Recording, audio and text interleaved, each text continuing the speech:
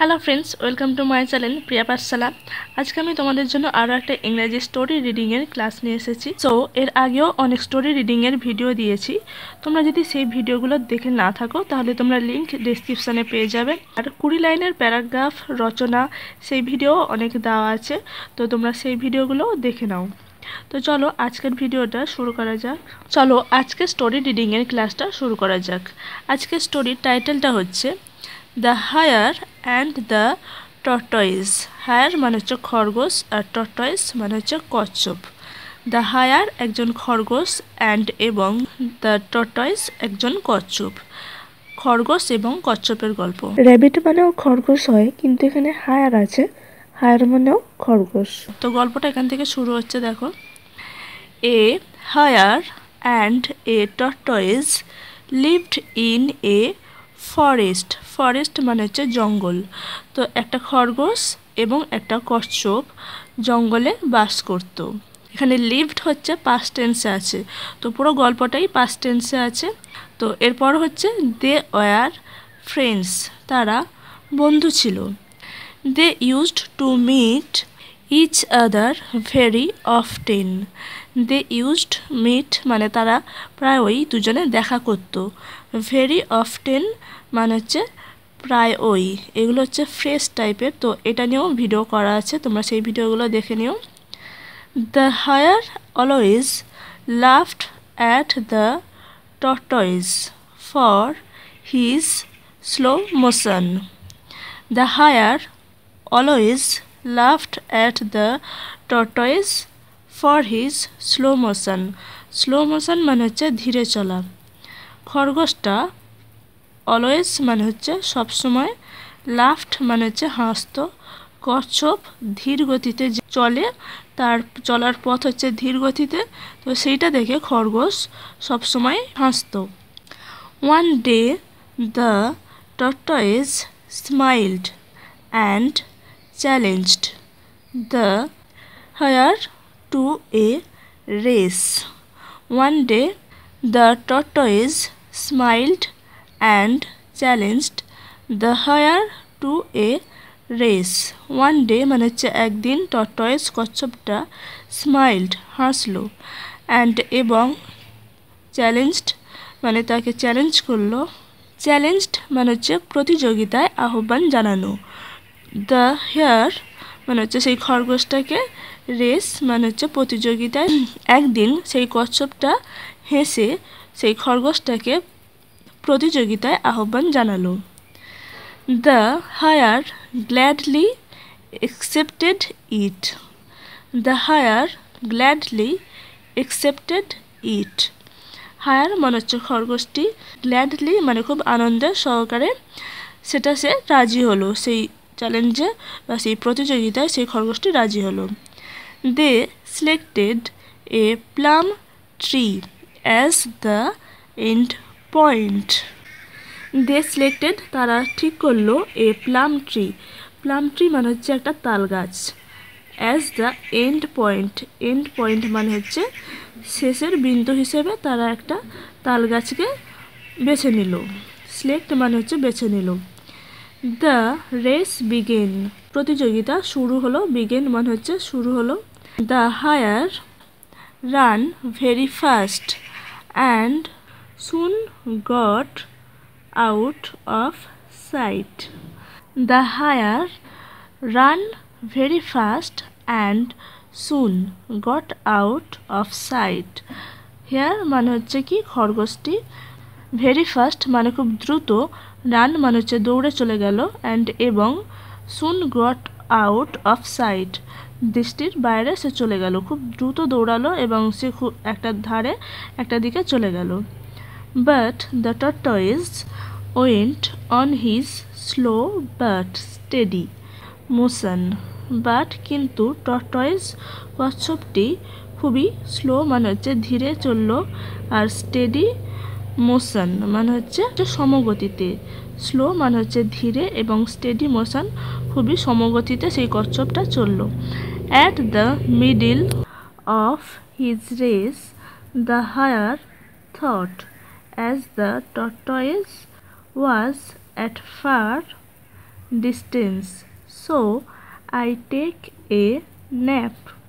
As the middle of his race, the hare thought, as the tortoise was at far distance, so I take a nap.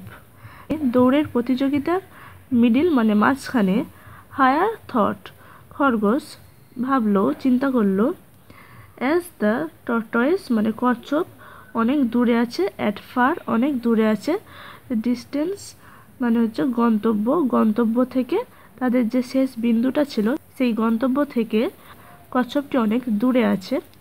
So তখন খরগোশটা চিন্তা করলো, so I take a nap, আমি একটু rest নিই বা বিশ্রাম নিয়ে নিই। The day was too hot, সেই দিনটা ছিল ভীষণই গরম।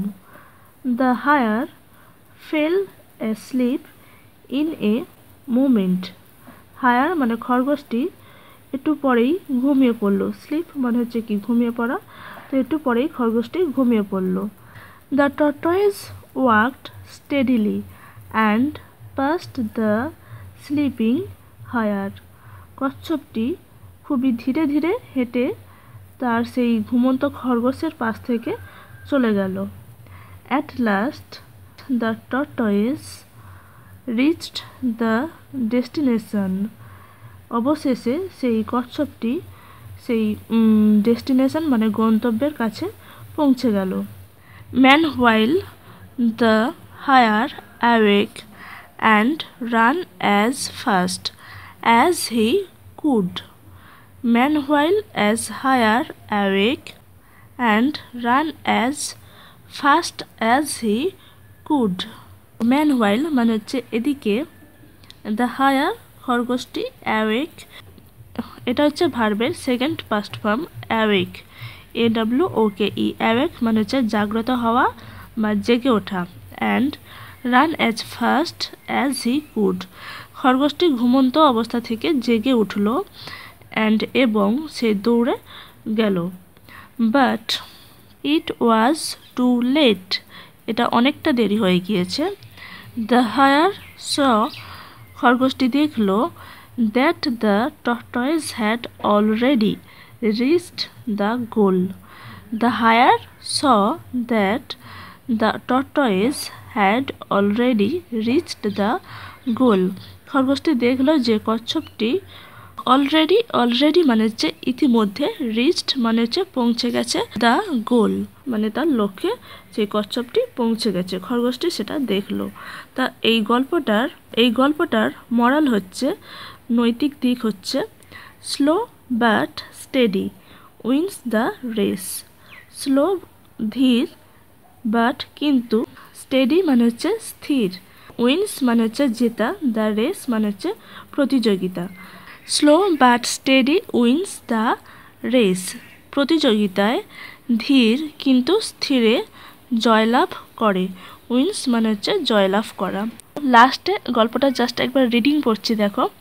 The hare and the tortoise. A hare and a tortoise lived in a forest. They were friends.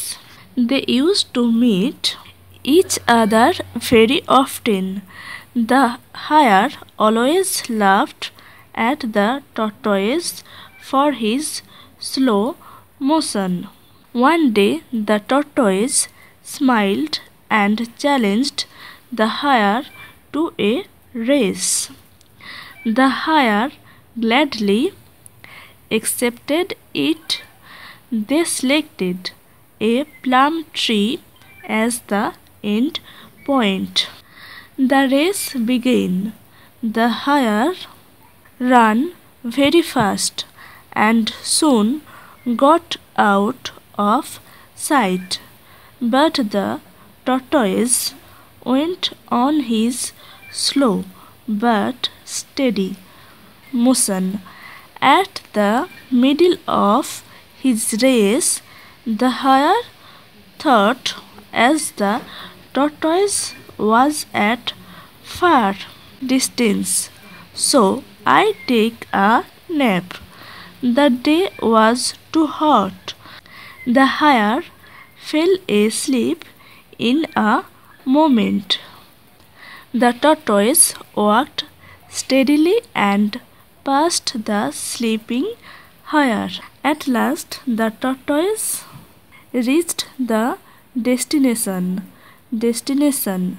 Meanwhile, the hare awake and ran as fast he could, but it was too late. The hare saw that the tortoise had already reached the goal. Moral story of the moral হচ্ছে slow but steady wins the race. তো আশা করছি তোমরা গল্পটা বুঝতে পেরেছো। Story রিডিংটাও তোমাদের খুব ভালোভাবে হয়েছে। তো যদি গল্পটা ভালো লাগে তাহলে অবশ্যই একটা লাইক করে দিও। আর তোমরা যদি আমার চ্যানেলে নতুন হয়ে থাকো তাহলে অবশ্যই চ্যানেলটাকে সাবস্ক্রাইব করে নিও। আর যদি পারো তাহলে এই ভিডিওটা, এই স্টোরিটা তোমার বন্ধু বান্ধবদের সাথে শেয়ার করো, কারণ যারা রিডিং পড়তে শিখতে চাইছে বা ইংরেজি থেকে বাংলা ট্রান্সলেশন করতে চাইছে তাদেরও কিছুটা হলেও হেল্প হবে। তো ভিডিওটা এখানেই শেষ করছি। থ্যাংক ইউ সো মাচ ভিডিওটা দেখার জন্য, অসংখ্য ধন্যবাদ।